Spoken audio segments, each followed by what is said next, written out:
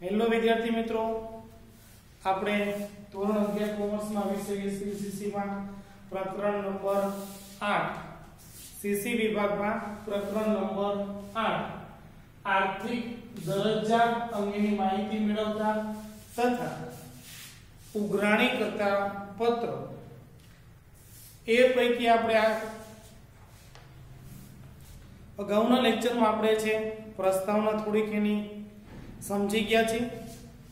ત્યારબાદ નવો ટોપિક આપણે આજે સમજવાનો છે, આર્થિક દરજ્જા અંગેની માહિતી કેવી રીતે મેળવશો, બરોબર। અને ત્યારબાદ પછી આપણે જોશું તેના નમૂનાના પત્રો। તો સૌથી પહેલા માહિતી પ્રાપ્ત કેવી રીતે કરવામાં આવે છે, તો આપણે એ આજે સમજવાનું છે। આર્થિક દરજ્જા અંગેની માહિતી કેવી રીતે મેળવશો, બરોબર। હવે આપણે કોઈને વેપારીને આપણે શું કરવું છે, વસ્તુનું ઉધાર વેચાણ કરવું છે, પરંતુ એ વ્યક્તિને એ વેપારીને આપણે જાણતા નથી, એ આપણને નથી જાણતો, આપણે તેને નથી જાણતા, તો આપણે વસ્તુનું વેચાણ કરવું કેવી રીતે? અને જો કદાચ આપણે વસ્તુ વેચીએ પણ ખરા તો પાછી એ આપણને ઉઘરાણી આપણે કરી શકશું કે કેમ, એ નાણાં આપણા પાછા આવશે કે કેમ, આ મોટો પ્રશ્ન છે। એટલા માટે અહીંયા સૌથી પહેલા આર્થિક દરજ્જા અંગેની માહિતી કેવી રીતે પ્રાપ્ત કરવી જોઈએ, વસ્તુનું વેચાણ કર્યા પહેલા, બરોબર છે, જ્યારે તમે કોઈ પણ ઉધાર વ્યવહાર કરવા માટે જતા હોય, એ ઉધાર વ્યવહાર આપણે કરવો હોય તો સૌથી પહેલા આપણે શું કરવું જોઈએ, આર્થિક દરજ્જા અંગેની માહિતી પ્રાપ્ત કરી લેવી જોઈએ। એ વેપારી કેવો છે, સદ્ધર છે, પૈસા ચૂકવવાની ક્ષમતા ધરાવે છે કે કેમ, બરોબર, એ બજારમાં તેની પ્રતિષ્ઠા કેવી છે, બજારમાં તેની છાપ કેવી છે, સૌથી પહેલા તો આ માહિતી પ્રાપ્ત કરવામાં આવે છે। તો મિત્રો અહીંયા તમને આપ્યું છે, જોઈએ સૌથી પહેલા પાઠ્યપુસ્તકમાં પેજ નંબર 57 ઉપર ગ્રાહક અથવા વ્યાપારિક પેઢીને શાખ ઉપર માલ સામાન આપતા પહેલા તેના આર્થિક દરજ્જા અંગેની માહિતી મેળવવી હિતાવહ છે। જ્યારે તમે કોઈ પણ વેપારીને છે અથવા તો ગ્રાહકને શાખ ઉપર ઉધાર વસ્તુનું વેચાણ કરતા હોય ત્યારે ત્યારે શું કરવું જોઈએ કે આર્થિક દરજ્જા અંગેની માહિતી મેળવવી અત્યંત આવશ્યક છે, અત્યંત જરૂરી છે। તમે વસ્તુનું વેચાણ ઉધાર કરી દો પછી માહિતી મેળવવાથી કંઈ લાભ નથી। ક્યારે માહિતી પ્રાપ્ત કરી લેવી જોઈએ, તો કે સૌથી પહેલા જ આ માહિતી પ્રાપ્ત કરી લેવી જોઈએ।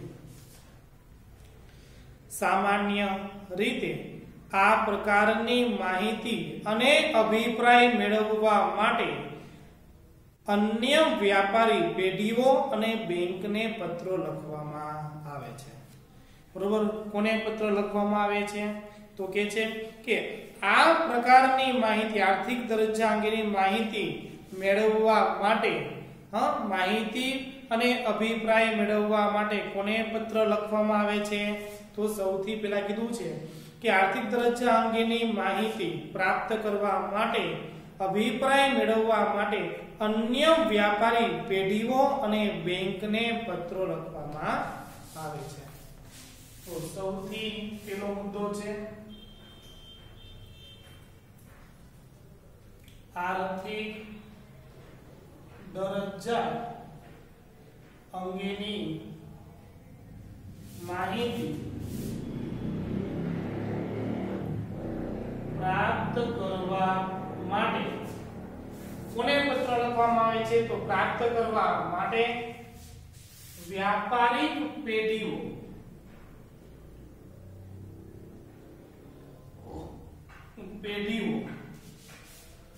અને બેંકને પત્રો લખવામાં આવે છે। એ પૈકી સૌથી બે શબ્દો છે સૌથી અગત્યના છે। આર્થિક દરજ્જા અંગેની માહિતી પ્રાપ્ત કરવા માટે કોને પત્રો લખવામાં આવે છે તો વ્યાપારિક પેઢીને અને બેંકને આપણે પત્રો લખવામાં આવે છે। આ પ્રકારના પત્ર દ્વારા પેઢીને શાખ પર માલ સામાન આપતા પહેલા 4CS ની ચકાસણી કરવી જોઈએ। બરોબર, શું કીધું કે આ પ્રકારના પત્ર દ્વારા પેઢીને શાખ પર માલ સામાન આપતા પહેલા 4CS ની ચકાસણી કરવી જોઈએ। તો આપણી માટેના તો કે 4CS કયા કયા છે, બરોબર, પેઢીના 4CS કયા કયા છે તો એની માટે આપણને કીધું છે કે જે તે પેઢીની પ્રતિષ્ઠા, પેલા તેને શું કીધું પ્રતિષ્ઠા એટલે કેરેક્ટર,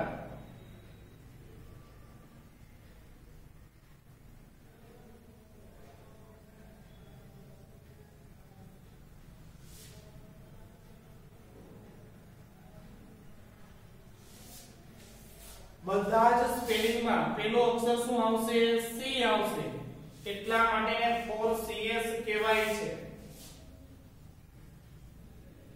બીજું છે કેપેસિટી,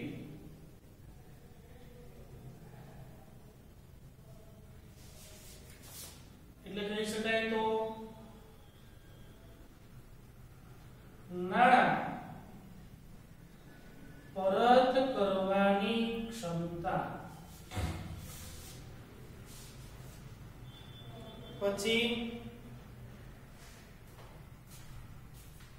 કેપિટલ,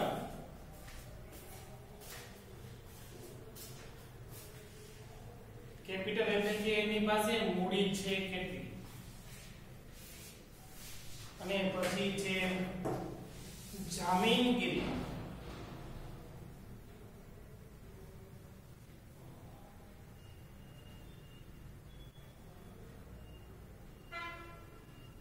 સ્પેલિંગ માં ખાસ ધ્યાન રાખવાનું।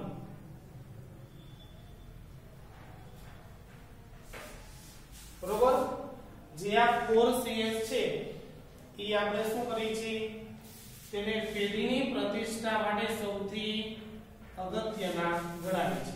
કોઈ પણ પેઢીની તમારે આર્થિક દરજ્જા અંગેની માહિતી પ્રાપ્ત કરવી છે તો તેના સૌથી પહેલા તો આપણા ધંધાના વ્યાપારિક વ્યવહારો કરતા સમય આ તેના 4 પાસાને ધ્યાનમાં રાખવામાં આવે છે। પછી આગળ ફરીથી આ પ્રકારના પત્ર દ્વારા પેઢીને શાખ પર માલ સામાન આપતા પહેલા, જ્યારે તમે કોઈ પણ વ્યક્તિને માલ સામાન ઉધાર વેચો છો તે પહેલા 4CS શું કરવા પડે છે ચકાસણી કરવી પડે છે, અને પહેલા આટલા પરિબળો ચકાસવા પડે છે। બરોબર, સામાન્ય રીતે તમે કોઈ પણ ગ્રાહકને વસ્તુનું ઉધાર વેચાણ કરો છો તો સૌથી પહેલા આ 4 બાબતો તેની તપાસવી જોઈએ। સૌથી પહેલું શું તો કે એની બજારમાં પ્રતિષ્ઠા છે કેવી, નામના કેવી છે। હા, તમે બજારમાં જાઓ કોઈ પણ વેપારીને પૂછો કે ઓલા દુકાનદાર જે છે તો એ કેરેક્ટરની દ્રષ્ટિએ કેવો છે, વ્યવહારની દ્રષ્ટિએ કેવો છે, એનું વર્તન કેવું છે। બરોબર, આપણે સામાન્ય રીતે કોઈ પણ વ્યક્તિનું માહિતી કેરેક્ટર વિશે આપણે કોકની માહિતી પૂછતાછ કરતા હોય છે। પ્રતિષ્ઠા પહેલા જાણી લેવી જોઈએ। પછી કેપેસિટી એટલે કે નાણાં પરત કરવાની ક્ષમતા, એને આપણે લાખ રૂપિયા ઉધાર આપણે દેવા છે, હવે એ મને 6 મહિનાની મુદત પછી મને વ્યાજ સહિત ચૂકવી શકે તેમ છે કે નહીં, એ ક્ષમતા ધરાવે છે, કેપેબલ છે કે નહીં। કોઈ પણ બેંક છે આપણે એની પાસેથી લોન લેવા માટે જઈએ, 10 લાખ રૂપિયાની લોન લઈએ બરોબર. તો એમ કહેશે ભાઈ તમે આવક કરતા વ્યક્તિઓ છો કેટલા કુટુંબમાં, પેલા આપણી આવક તપાસશે ને પછી તમને કહેશે ભાઈ તમને છે આટલા લાખ રૂપિયાની લોન મળશે. બરોબર. જો 10 લાખની માંગણી કરી છે, 4 5 લાખ કે 6 લાખ આપણને આપશે તો શું કે એને શું કહેવાય, તો એ બેંક મૂલ્યાંકન કરે છે ભાઈ આ કેટલો કેપેબલ છે, એની માટે કેટલું વધુમાં વધુ દેવું કરી શકે. તો એને કહી શકાય તો કે નાણાં પરત કરવાની ક્ષમતા એ વ્યાપારી ગ્રાહક ધરાવે છે કે કેમ. પછી તમને કીધું છે મૂડી.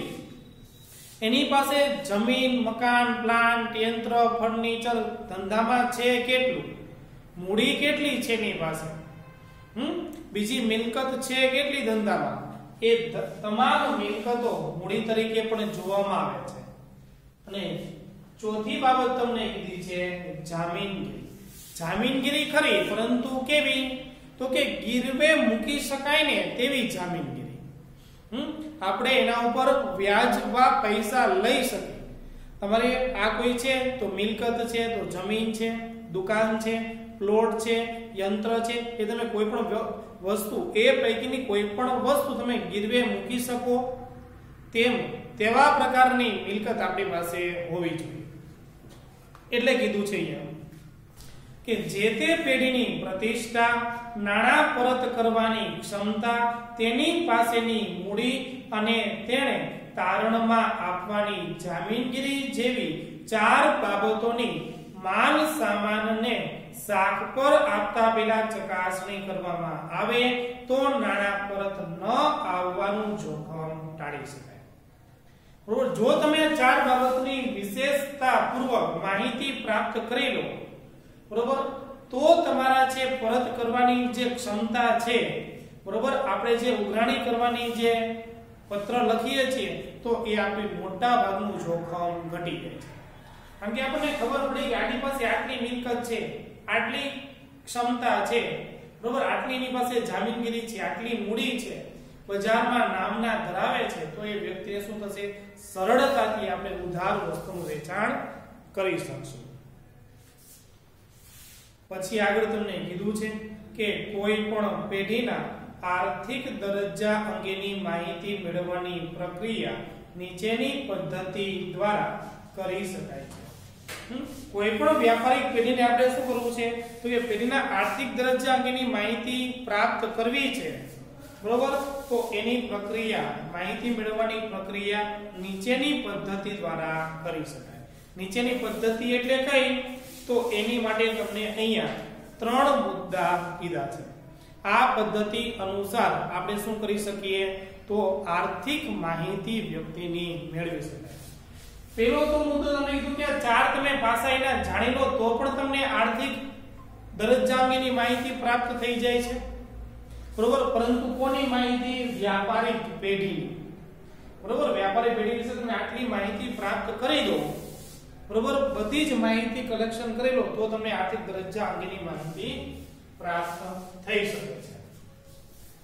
હવે તમને આગળ બીજું કે છે,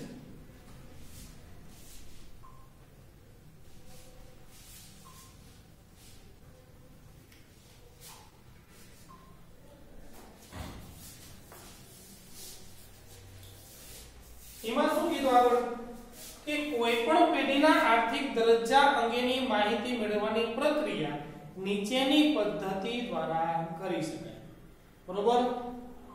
તો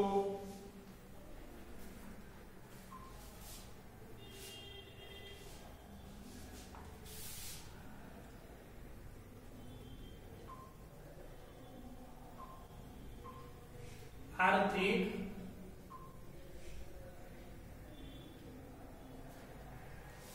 દરજ્જા અંગેની માહિતી મેળવવાની પ્રક્રિયા અથવા તો તેને આપણે કહીશું પદ્ધતિ, બરોબર. કઈ પદ્ધતિ મુજબ, કઈ પ્રક્રિયા મુજબ આપણે આ આર્થિક માહિતી મેળવી શકીએ, તો એની માટે સૌથી પહેલો મુદ્દો છે એ એમાં કીધું અન્ય વ્યાપારિક પેઢીનો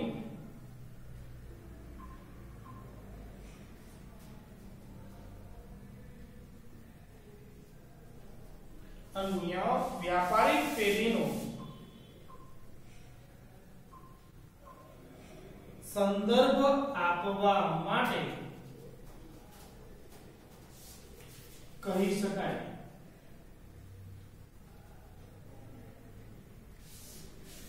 બરોબર. પછી બીજું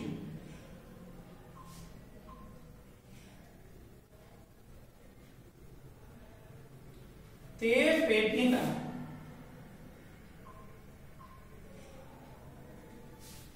બેન્કરનો પણ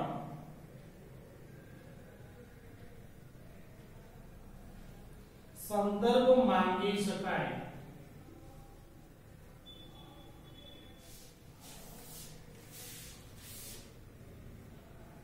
અને સી પ્રત્યક્ષ રીતે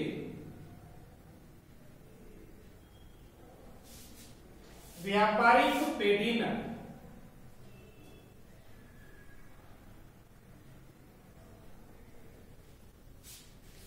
પાછલા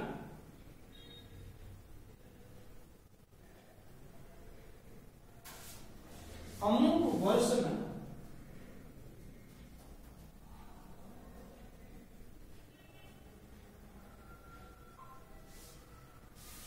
પાકા સરવૈયાને આધારે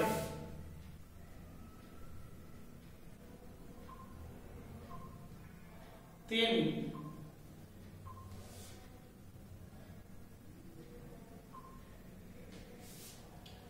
આર્થિક સદ્ધરતા જાણી શકાય.